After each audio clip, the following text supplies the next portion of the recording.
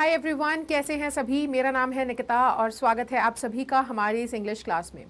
So guys, जैसे कि आप लोग जानते हो, मैंने पिछली क्लास में आपको बताया था कि इस बारी हम करने वाले हैं एक ट्रिविया नाइट, जिसपे ना अभी तक मैंने जितने भी आप लोगों को चैप्टर्स पढ़ा दिए हैं उन सभी चैप्टर्स से रिलेटेड हम कुछ क्वेश्चंस आपसे पूछेंगे। कुछ क्विजेस जो है मैं लेकर के आई हूँ।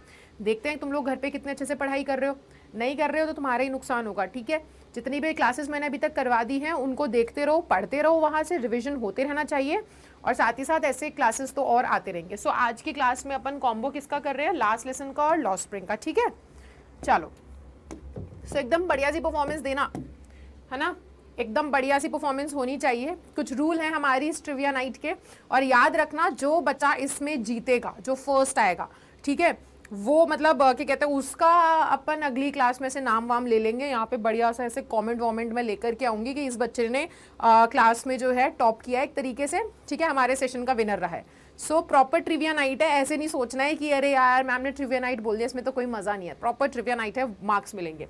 Okay, so most important questions का मैंने यहाँ पे एक ऐसे पूरा का पूरा बनाया है, जिसके अंदर आपको क्या मिलेगा, एमसीक्यू टाइप से ना तुम्हारा चैप्टर रिवाइज भी हो जाएगा, मजा भी आएगा और हम लोग पढ़ाई भी कर लेंगे। चलिए तो आगे बढ़ते हैं, है ना। अब क्वेश्चंस जो है एमसीक्यू फॉर्म में है और क्वेश्चंस जो है फिलअप फॉर्म में, मिक्स है एकदम, ठीक है। तो आप लोगों को आंसर करना रहेगा। मैं थोड़े से रूल्स तुम लोग को, देखो ये तो पहले क्या है, ये तो हमारा पूरा बेसिक है। रूल्स मैं आप लोगों को और बता देती हूँ, ठीक है। गाइडलाइंस एक बार देख लो। So don't look for answers online, cheating करने की कोशिश मत करना, पहले बता रही हूँ मैं, ठीक है। ईमानदारी के साथ, एकदम ऐसे ईमानदारी की कसम लेते हुए और ईमानदारी के साथ परफॉर्मेंस देंगे, चीटिंग नहीं करेगा कोई। दूसरी चीज, 1 correct answer is equal to 1 mark. तो यहाँ पे टोटल मिलाकर के हमारे जितने भी क्वेश्चंस हैं, अगर आप एक का सही जवाब देते हो एक क्वेश्चन का, तो आपको 1 मार्क वहां पर मिलेगा, ठीक है। चलो, उसी के साथ आपका जो तीसरा रूल है, have fun and have fun. मजे करेंगे, ठीक है, खूब सारे, लेकिन इन चीजों को ध्यान में रखना, चीटिंग ना करना बेटा, चीटिंग बिल्कुल भी होनी नहीं चाहिए। अच्छा, मैं बता दूं कि और आप लोगों को आंसर कैसे करना है, इस वीडियो के नीचे कमेंट सेक्शन में आप लोग जो है अपने आंसर करते चले जाएंगे, जैसे जैसे मैं यहाँ पर आप लोगों को क्या बता रही हूँ, जैसे जैसे यहाँ पर क्वेश्चंस आएंगे।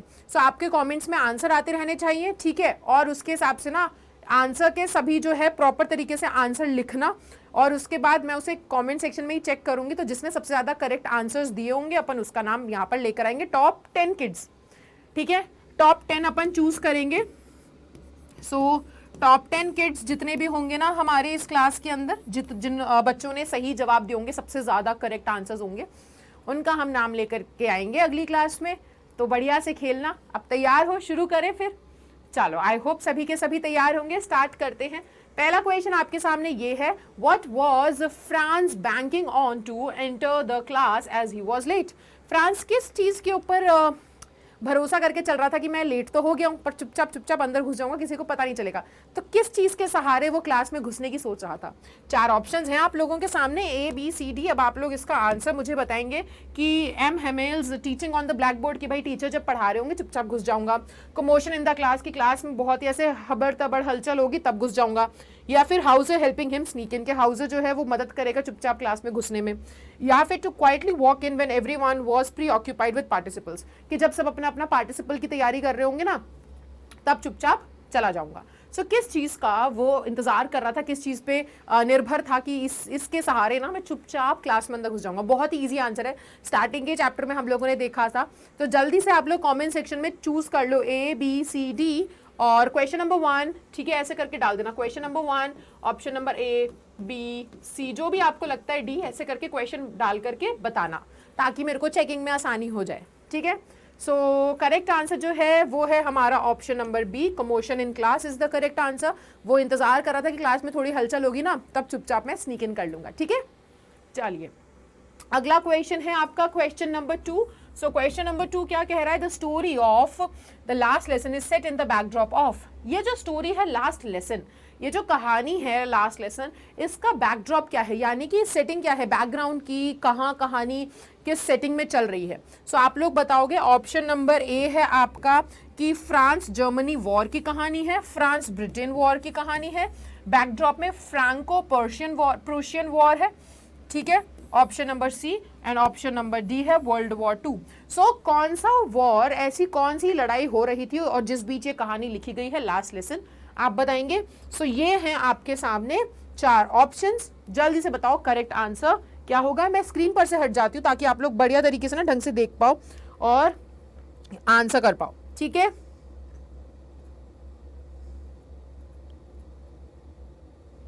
जल्दी जल्दी से।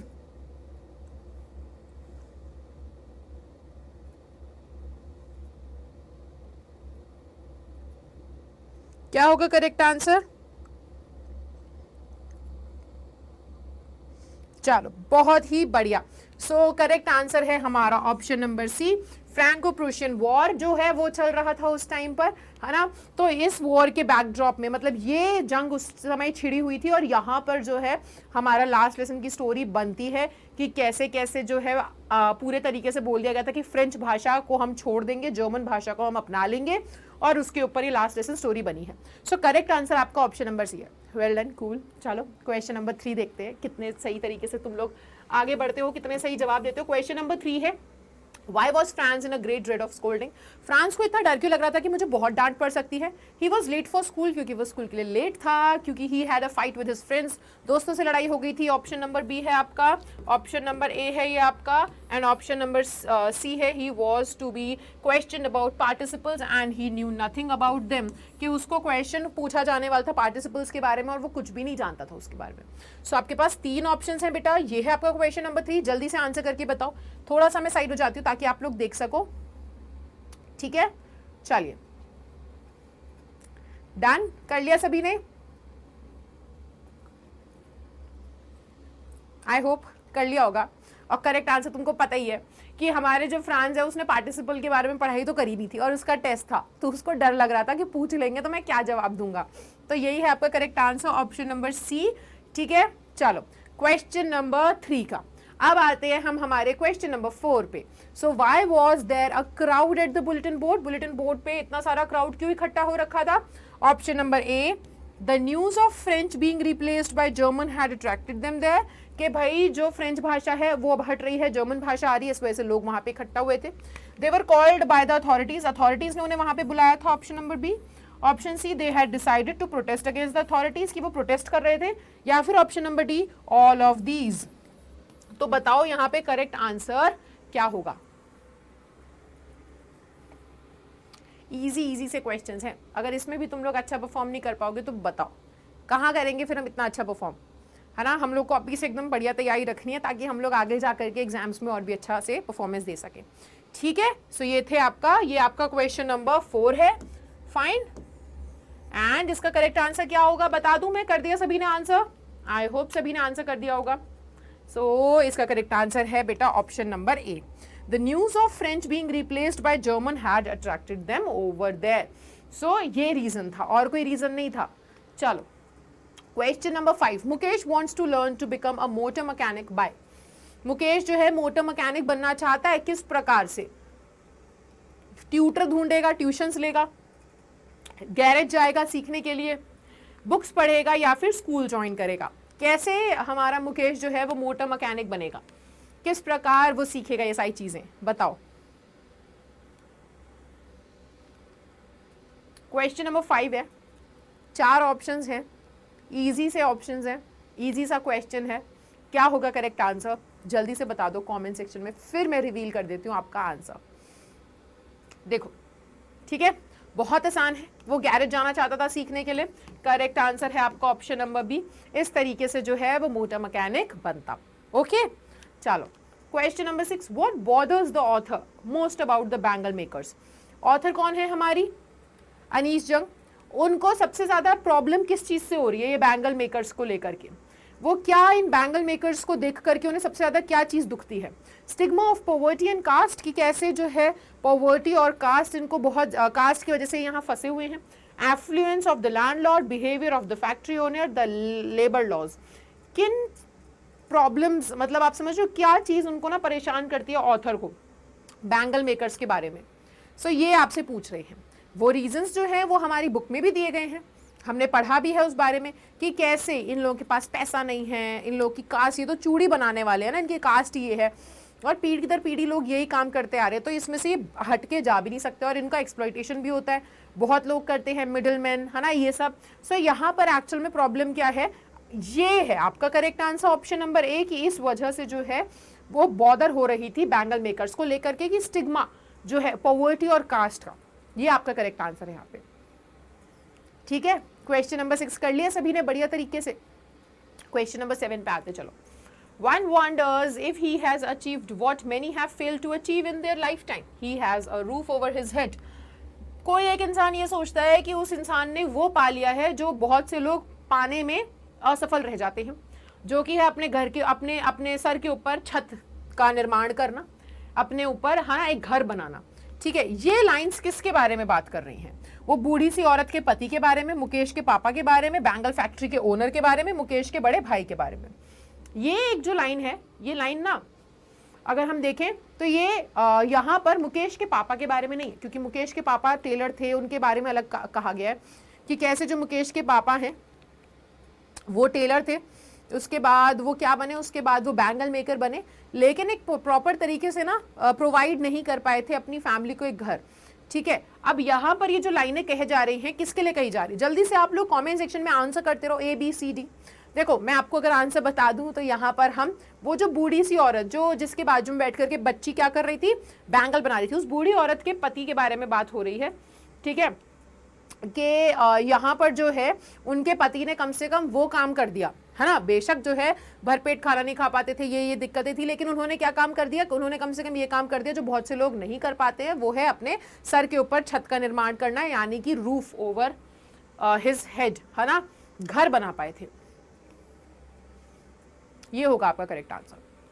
ठीक है, क्वेश्चन नंबर 7 डन कर लिया सभी ने। चलो question number 8, which of the objects below best serve as a symbol of an Indian woman's सुहाग? इनमें से कौन सी चीजें जो है बेस्ट तरीके से एक औरत का सुहाग दर्शाती हैं? बिंदी, सिंदूर, बैंगल्स या हीना डाइड हैंड्स, यानी कि हाथों पे मेहंदी। कौन सी चीज जो है वो प्रॉपर तरीके से आप कह सकते हो सुहाग को क्या करती है, सिंबलाइज करती है हमारे एक भारतीय नारी का? ये तो बहुत इजी है, इसको तो तुम कर लोगे, है कि नहीं, कंफ्यूज नहीं होना है। आपका करेक्ट आंसर है option number C, bangles. This is your correct answer. ठीक है, तो एक नोट करते रहना, अभी तक किसके 8 आउट ऑफ 8 आए हैं, प्रॉपर तरीके से देखते रहना यार। 8वां क्वेश्चन है हमारा। ठीक है, मेरा पेन नीचे गिर गया, आई एम सो सॉरी।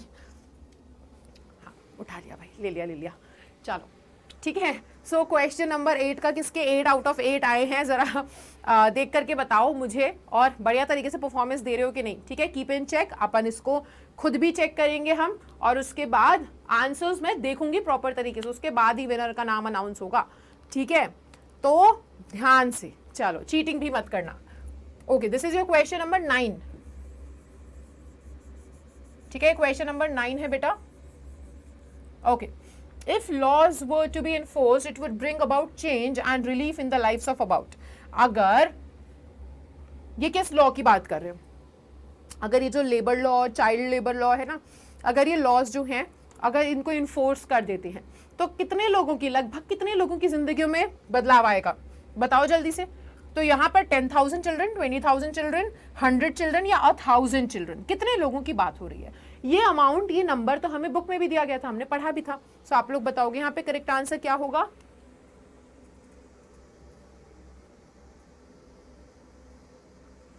जल्दी से, question number 9, if laws were to be enforced. So देखो यहाँ पे बहुत ही इजीली अगर मैं बताऊं करेक्ट आंसर क्या है, 20,000 चिल्ड्रन। ये मेरा 2 जो है अजीब सा ही कुछ दिख रहा है, ठीक है, मिटाई देते हैं इसको, ढंग से लिख देते हैं, बाद में मजाक बनाओगे तुम लोग। ये लो, चलो ठीक है, 20,000 चिल्ड्रन।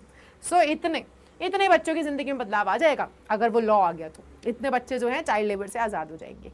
ठीक है भाई, चलिए। सो क्वेश्चन नंबर 9 था, ये है question number 10। What was the unusual thing that France noticed when he reached at the school? क्या अजीब चीज देखी फ्रांस ने जब वो स्कूल पहुंचा? Everyone was reciting their lessons loudly। सब लोग अपने जो लेसन है जोर जोर से चिल्ला रहे थे। The teacher was rapping his ruler on the table। Teacher जोर से ऐसे रूलर टेबल पे पटक रहे थे, पीट रहे थे, मार रहे थे। There was a lot of commotion, बहुत ज्यादा हलचल थी, या फिर it was very quiet and very calm and quiet, बहुत शांति थी। सो क्या अजीब सी चीज देखी थी फ्रांस ने, जल्दी से बताओ। जब वो स्कूल पहुंचा उसने क्या अजीब चीज देखी?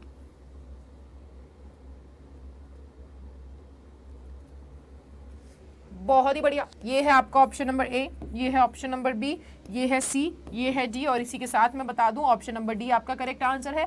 अरे अजीब चीज तो ये थी कि सब शांति थी वहां पर, है कि नहीं, है ना, कि कुछ आवाज ही नहीं हो रही थी। कमोशन होता तो चुपचाप क्लास में जाकर के बैठ जाता, वो तो चाह ही ये रहा था, पर ऐसा कुछ भी नहीं था। क्या हो रहा था? सब कुछ बहुत शांत था, जैसे कि संडे की सुबह। ठीक है, चलो। सो क्वेश्चन नंबर, ये कौन सा 10 है? ये है 11। व्हाट टू डिस्टिंक्ट वर्ल्ड, कौन सी दो अलग अलग दुनियाओं के बारे में बात कर रही हैं हमारी ऑथर जब वो लोगों की जिंदगियां देखती हैं, बैंगल मेकर्स की जिंदगी देखती है, चूड़ी बनाने वालों की जिंदगी देखने के बाद उनकी नजरों के सामने दो अलग अलग दुनियाएं आ जाती है। कौन सी वो दुनिया है?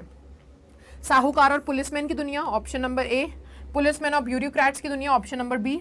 मिडिलमैन और poor people, option number C. या फिर poor people and influential people, ये ऑप्शन नंबर डी। ये पी लग रहा है, अब रुको, वेट, हाँ, सो ये है ऑप्शन नंबर डी। अब बताओ करेक्ट आंसर क्या है, जल्दी से, जल्दी जल्दी से, करेक्ट आंसर क्या होगा यहां पर? Question number 11, option number A, B, C और डी। वेरी इजी, बहुत ही आसानी के साथ हम बोलेंगे कि ऑप्शन नंबर डी हमारा करेक्ट आंसर है। कि भाई देखो, दो कौन सी दुनिया आ रही थी? तो गरीब लोग और उनका शोषण करने वाले दूसरे लोग, इन्फ्लुएंशियल पीपल, उसमें नाम भी बताए थे उन्होंने, नाम भी याद रखना, है ना। मिडिलमैन थे, पुलिस वाले थे, तो ये सारा, तो एक गरीब लोगों की दुनिया और एक कैसे इन्फ्लुएंशियल लोगों की दुनिया, ये दो दुनिया उनको नजर आ रही थी सामने। गरीबों में आते थे बैंगल मेकर्स, ये होगा आपका आंसर। ठीक है, question number 12, what is the probable reason for children remaining barefoot, क्या रीजन है कि जो बच्चे हैं नंगे पैर घूमते हैं? Option number A, lack of money, पैसा ही नहीं है। Option number B, physical illness, शारीरिक बीमारी है। Option number C, perpetual state of poverty, के बस चलती जा रही है वो जो गरीबी है, खत्म ही नहीं हो रही है ना। या फिर option number D, tradition of remaining to remain barefoot. अब मुझे पता है बहुत से बच्चे यहाँ पर कहाँ जा रहे होंगे, कौन से आंसर की तरफ जा रहे होंगे। यहाँ बड़े कंफ्यूजिंग से आंसर्स हैं, यहाँ पे कंफ्यूजन हो रहा होगा, बट ये बहुत ईजी अगर आप ध्यान से पढ़ोगे। रीजन क्या देते हैं बच्चे? रीजन बच्चे क्या देते हैं वो नहीं पूछ रहे एक्चुअली, सॉरी, वो बोल रहे हैं कि क्या रीजन रहा होगा कि बच्चे जो है नंगे पैर घूमते, बेयरफुट घूमते हैं। बच्चे तो यही रीजन देते हैं कि ट्रेडिशन है, लेकिन जो रीजन है एक्चुअल में क्या है, बुक में दिया गया। अब तुम लोग सोच रहे हो कि लैक ऑफ मनी है, कुछ कह रहे होंगे ट्रेडिशन है ना। ए और डी में जा रहे होंगे आधे बच्चे। ऑप्शन नंबर सी आपका करेक्ट आंसर है बेटा, क्योंकि ये ना एक्चुअल में बुक में भी दिया गया है कि कैसे परपेचुअल स्टेट ऑफ पॉवर्टी, कि ऐसी पॉवर्टी की हालत में है कि वो चलती चली जा रही है, गरीबी खत्म नहीं हो रही है, और इस वजह से वो चप्पल नहीं पहन पाते, अफोर्ड भी नहीं कर पाते, ये रीजन है। ठीक है, बताओ भाई, चिल है मामला, बढ़िया से 12 में से 12 कर लिया है। ठीक है, थोड़े से क्वेश्चंस और हैं, देखते हैं चलो कितने बच्चे यहाँ पर सही जवाब देते हैं। Question number 13, I wonder if she knows the sanctity of the bangles she helps make, the underline phrase symbolises. Sanctity of the bangles, sanctity का मतलब क्या, यही तो आपसे पूछ रहे हैं, इसका बताओ। ये है option number A, option B, option C, option D. इसका मतलब है auspiciousness of marriage, job provides good profit, richness, या making bangles is a good job. बताओ क्या होगा आपका correct answer? Auspiciousness in marriage, सीधी सी बात। देखो वो कह रहे हैं कि मैं सोचती हूं कि उसे पता भी है कि बैंगल्स की पवित्रता, आप इस तरीके से कह सकते हो कि क्या इनके पीछे का क्या एक इमोशन है जो जुड़ा हुआ है, जो बैंगल्स को बना रही है। उनका क्या है कि ऑस्पिशियसनेस का मतलब होता है शुभ मानना, हम किसी चीज को शुभ बोलते हैं ना कि तो बहुत ही शुभ चीज है, शुभ, तो ऑस्पिशियस बोलते हैं, शुभ दिन, ऑस्पिशियस डे। ठीक है, सो उसकी जो पवित्रता है शादी में, जो उसका एक पूरा का पूरा रोल प्ले करता है, सुहाग मानते हैं ना बैंगल को, उसी के बारे में बात हो रही है। सो इस फ्रेज का मतलब ये होगा। ठीक है बेटा, क्लियर है सभी को? Question number 13, cool. चलो क्वेश्चन नंबर 14 फिलिप्स है। इसका जो तुम्हें प्रॉपर तरीके से क्वेश्चन नंबर 14 लिख करके आंसर करना पड़ेगा ऐसे, और लिख करके बताओ। For the children the garbage is wrapped in, chapter में से उठाया है, चैप्टर में से एक लाइन है, बच्चों के लिए जो गार्बेज है वो किस चीज में बंधा हुआ है, किस चीज में लिपटा हुआ है, बताओ, सोचो। और मेरे को पता है कुछ के दिमाग में क्या आंसर आ रहा हो, कुछ सोच रहे होंगे गोल्ड, है ना, क्योंकि ये हमने लाइन बार बार सुनी थी। नहीं, ये आंसर नहीं है, पहली बता रही हूँ, हिंट दे रही हूँ, मैं तुम्हारी हेल्प कर रही हूँ। सही आंसर सोचो क्या होगा।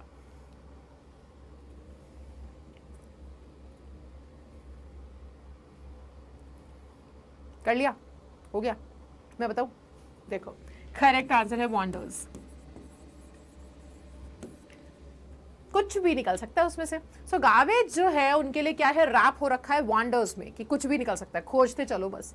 आपको कभी एक सिक्का भी मिल जाएगा तो कभी 10 का नोट भी मिल जाएगा। सो वॉन्डर्स में रैप्ड है। अच्छा, अगला question, question number 15। So the name of the writer of the lesson law spring, किसने लिखा है ये चैप्टर, बताओ। सोचो सोचो सोचो,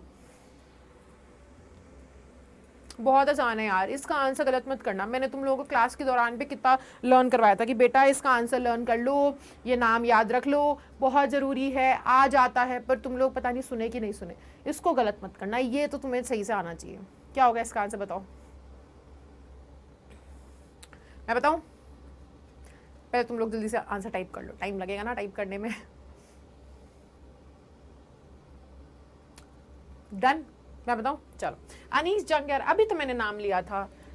बताओ, किसी ने गलत कर दिया तो फिर तो क्या ही है, क्या मतलब, इतना इजी सा नाम, ये तुम्हें याद रखना है। अनीस जंग ने लिखा है, सिंपल सी बात है, चैप्टर में बार बार बोला गया है यार, हमारे ऑथर का नाम क्या है, अनीस जंग है। मैंने कहा था लर्न करने को, अभी भी अगर किसी को लर्न नहीं होता तो ये ना भगवान का इशारा है, ये वीडियो अगर तुम देख रहे हो तो, कि तुम लोग जाकर के अपने राइटर्स का नाम जो है ढंग से लर्न कर लो, और इनका नाम तो लर्न करके रख लो, ठीक है। क्वेश्चंस आ जाते हैं यार, भरोसा करो मेरी बात पर, ठीक है, आ जाते हैं क्वेश्चंस। और अभी जब मैं तुम लोगों को आंसर राइटिंग सिखाऊंगी ना, कि आंसर्स कैसे लिखने होते हैं, क्या तरीका होता है, एवरीथिंग वहाँ पर देखना कैसे आपको एक्स्ट्रा मार्क्स और कैसे आपका वजन डाल सकते हो तुम अपने आंसर में, अगर तुम्हें राइटर का नाम पता है तो। याद रखो इसको, ठीक है। चलो, क्वेश्चन नंबर 16 है, their ability to dream and their initiatives have been killed by years of, उनके सपने देखने की क्षमता, है ना, कदम उठाना, ये सब जो है किस चीज से मर गया है, सपना देखना बंद कर चुके हैं, किस वजह से, क्या रीजन है? स्कूलिंग की वजह से, मनी मेकिंग की वजह से, माइंड नंबिंग टॉयल की वजह से, या नन ऑफ द अबव? सपने देखने बंद कर दिए स्कूलिंग की वजह से, पैसे बनाने के चक्कर में, कि ये दिमाग को नंब कर देने वाला, सुन कर देने वाला जो काम कर रहे हैं ये इतना मेहनत का, उसकी वजह से, या इनमें से कुछ भी नहीं? कोई आंसर है ही नहीं, बताओ क्या होगा। वेरी इजी क्वेश्चन, बहुत आसान है। देखो ऑप्शंस, देखो कोई ऑप्शन मैच नहीं कर रहा। ये है ऑप्शन ए, बी, सी और डी। बी करेक्ट आंसर है। माइंड नंबिंग टॉयल, इतनी कड़ी मेहनत जो कर रहे हैं ना, जिसकी वजह से सोचने समझने की शक्ति जा चुकी है, इसकी वजह से जो है अब सपने अपने देखना इन्होंने बंद कर दिया। बस वही है ना, उस साइकिल में फंस गए हैं, चलती चली जा रही है। ये होगा करेक्ट आंसर, ठीक है। So question number 17, Seemapuri place on the periphery of Delhi yet miles away from it is metaphorically what is the tone of the writer? वो कह रहे हैं ना सीमापुरी क्या है, दिल्ली में पढ़ने वाली जगह है, ठीक है, दिल्ली के पास पढ़ने वाली जगह है, पर फिर भी दिल्ली से कोसों दूर है। इसका क्या मतलब है? यहाँ पर वो मेटाफोरिकली बोल रहे हैं, है ना, कि वही वाली बात हो गई कि मैं उसके बहुत पास हूँ, पास होकर के भी बहुत दूर हूँ, है ना। तो ये वही वाली है कि जगह जो है वो है तो दिल्ली के एकदम बाजू में, पर देखा जाए तो बहुत कोसों दूर है। यानी कि शहर की चकाचौंध, जहाँ पर हम इतनी अमीरी कहो या मतलब आप समझ रहे हो ना कि हमारे पास सारी सुविधाएं हैं, ठीक है, ऐसी दिल्ली कैपिटल जिसे हम बोलते हैं, और ये जगह सीमापुरी जो दिल्ली के हमारे कैपिटल में ही है, ठीक है, लेकिन फिर भी है ना वो उतनी एडवांस नहीं है जितना एडवांस हमारा कैपिटल अब बन चुका है, वो उससे बहुत पिछड़ी हुई जगह है। तो पास है दिल्ली के, पर फिर भी दिल्ली से कोसों दूर है। ये जो टोन है ये क्या टोन है? Option number A, option number B, option number C या ऑप्शन नंबर डी, बताओ। सैड टोन है, हैप्पी टोन है, एंग्री टोन है या मॉकिंग टोन है? जल्दी से आंसर करेंगे, ठीक है, बताऊं मैं answer? Option number D is your correct answer. Fine, मॉकिंग tone है, ठीक है, ही इज मॉकिंग, हाँ ही नहीं शी, अनीस जंग जो है वो मॉक कर रही है इस चीज को कि बहुत पास है फिर भी बहुत दूर है, तो एक मजाक सा बनाने वाली बात है यहाँ पर, ठीक है। तो उस तरीके से एक मॉकिंग टोन है, हैप्पी, एंग्री और सैड नहीं है। चलो, क्वेश्चन नंबर 17 था। क्वेश्चन नंबर 18, इट इज कर्म, हिज डेस्टिनी। मुकेश की दादी माँ क्या कहती है कि ये तो कर्म है, ये तो हमारी नियति है ना। Who has watched her own, और ये कौन है? ये मुकेश की वही दादी माँ है जिन्होंने अपने खुद के हस्बैंड को अंधा होते हुए देखा है किस वजह से? वो ग्लास बैंगल को, चूड़ियों को बनाते वक्त, जब पॉलिश करते वक्त जो धुआं उनकी आंखों में जाता था, उससे वो अंधे हो गए।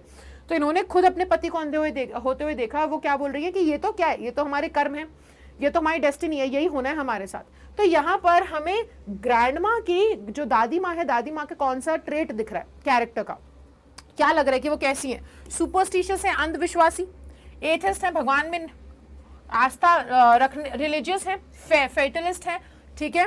तो यहाँ पर करेक्ट आंसर बताओ, ऑप्शन डाल देती हूँ मैं, option A, option B, option C, option number D, ठीक है। क्लियर बेटा? जल्दी से देखो क्या होगा। सुपरस्टिशियस, अंधविश्वासी, एथिस्ट, भगवान में आस्था नहीं रखना, क्या बोलते हो उसको, नास्तिक, हाँ जी, फेटलिस्ट, रिलीजियस। देखो यहां पर अगर मैं सही बताऊं तो आंसर है ऑप्शन नंबर सी। फेटलिस्ट का मतलब होता है कि कैसे एक इंसान जो है ना, वो मान लेता है कि अब यही होना है हमारे साथ, एक्सेप्ट कर लेता है कि हम इसके अलावा कुछ नहीं कर सकते, है ना, यही हमारा लिखा हुआ है और ऐसे ही चलने वाला है। तो इनकी दादी माँ तो पहली मान करके बैठी थी मुकेश की कि यही है, इसके अलावा हमारा कुछ भला नहीं हो सकता, यही है हमारी जीवन जो है, ऐसी आए ऐसी मर जाएंगे, यहीं पे यही काम करते हुए। ये वाला जो होता है ना आइडिया, जो ऐसा रखता है, उसको अपन फेटलिस्ट बोलते हैं। ये कैरेक्टर उनका अंदर से हमें दिख रहा है, ठीक है। क्वेश्चन नंबर 18 थे हमारे पास, और उसके बाद हमारा जो है ये क्विज खत्म होता है 18 क्वेश्चंस के बाद। So thank you so much हमारे इस ट्रिविया नाइट में। अब देखते हैं कि 18 आउट ऑफ 18 कौन लेकर के आया है, ठीक है। पूरे किसने स्कोर किए हैं फुल, और लीस्ट स्कोर किसने किया है वो भी देख लेते हैं। सो गाइज कमेंट सेक्शन में आप लोगों को आंसर करना था, ठीक है। कमेंट में सबसे ज्यादा राइट आंसर्स में दोबारा से बता दूं जो कर रहा है, ठीक है, उसको क्या मिलेगा, यहां पर मिलेंगे एक क्वेश्चन का 1 पॉइंट, और जो टॉप 10 स्टूडेंट्स होंगे अपन उनकी लिस्ट लेकर के आएंगे, ठीक है, उनका नाम लेकर के आएंगे कि इन बच्चों ने सबसे बढ़िया परफॉर्म करा है। तो कमेंट सेक्शन में कमेंट जरूर करना, करेक्ट आंसर्स को चीटिंग मत करना, ठीक है। प्रॉमिस करना वीडियो के स्टार्टिंग में कि हाँ मैं जो भी नाम है, ठीक है, मैं चीटिंग नहीं करूंगा, मैं पूरी ईमानदारी के साथ ये क्विज को करूंगा। सो ऐसे बहुत सारे ट्रिविया नाइट्स लेकर आते रहेंगे। अगर इस बारी थोड़ी सी गलती हो गई है तो ये तुम्हारे लिए इशारा है, फिर से मैं बोल रही हूँ कि तुम्हारा चैप्टर ढंग से तैयार नहीं हुआ है। जाओ वीडियोस जा करके देखो यार, इतनी मेहनत से मैंने वीडियोस बनाई है, जाओ उनसे पढ़ो, उनको देखो, बढ़िया से चैप्टर समझ में आएगा। क्वेश्चन आंसर प्रैक्टिस करना, लास्ट लेसन का भी और आपके लॉ स्प्रिंग का भी। फिर मैं आप लोगों से एक नए चैप्टर के साथ अगली क्लास में मिलूंगी, ठीक है, और टॉप 10 स्टूडेंट्स की लिस्ट भी लेकर के आएंगे। सो इसको जरूर देखना। अगली क्लास तक का टाइम है तुम्हारे पास। अगली क्लास कब होगी? हमारी क्लासेस होती है Tuesday, Thursday and Saturday. TTS में होती है इंग्लिश की क्लास 7 बजे, ध्यान रखना। तो आज ट्यूसडे है, अब हम मिलेंगे थर्सडे को, और थर्सडे तक का टाइम है, आपको यहाँ पर अच्छे स्कोर कर सकते हो। और थर्सडे की जो क्लास होगी उसमें मैं लेकर के आऊँगी तुम लोगों के हमारे सुपरस्टार्स का नाम, सुपर किड्स का नाम, तो भूलना मत, ठीक है। चलो अभी के लिए मैं चलूँ, तो मिलेंगे हम लोग, बाय बाय अगली क्लास में, टेक केयर।